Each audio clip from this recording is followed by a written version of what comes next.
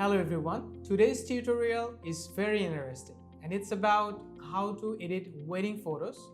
You will learn professional wedding photo editing with just few steps. So let's start. We won't be using significant curve levels, exposure, brightness or contrast adjustments here.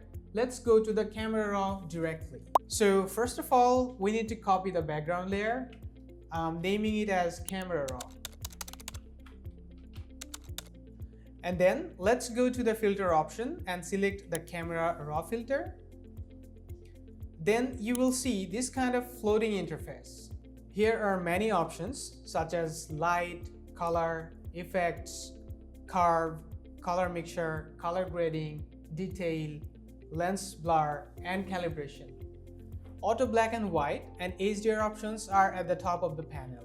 If we click on the auto, an automatic correction will be done in the image. If we enter the light option, we see that many sliders such as exposure, contrast, etc. are nested. To match the background with the image, I'm lessening black and then white and keeping the exposure level according to the image's demand. Then here is the temperature under the color option. The left side is cool tone and the right side is warm tone of the temperature. Let's bring some cool tone to the image. Now some warm tone according to the image's demand. Then the color casting from the tint option, giving it according to the image's need.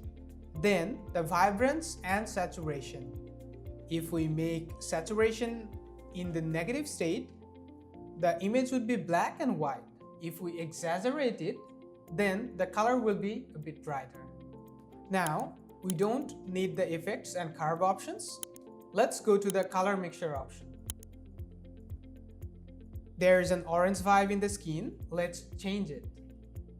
I'm making it yellowish from the orange bar. Naturally, our skin shows a color between red and yellow. Then, if we focus on the background, there is a greenish vibe. We will correct it from the green bar.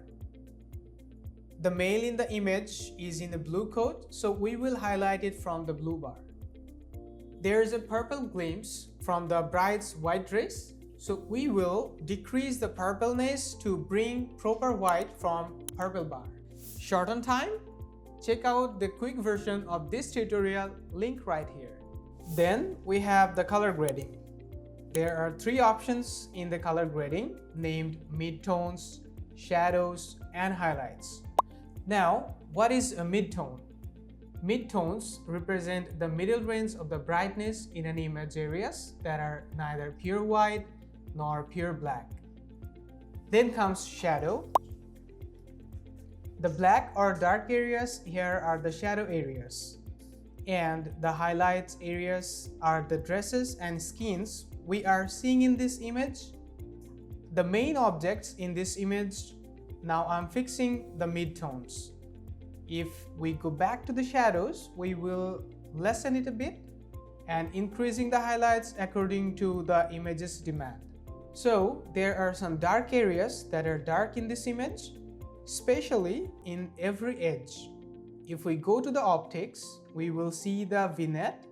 From here, we can decrease or increase the vignette level. If we increase the vignette level, the darkness in every edge of this image will be removed. Now, we can compare the image. This was before and this is after.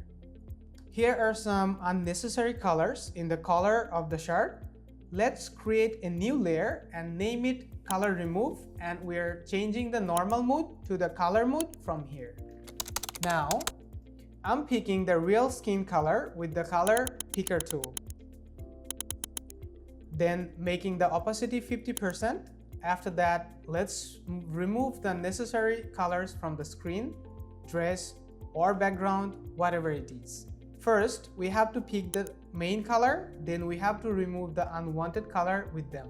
Now, we have to do this task very carefully. We will make the tool sizes according to the areas that we are working on.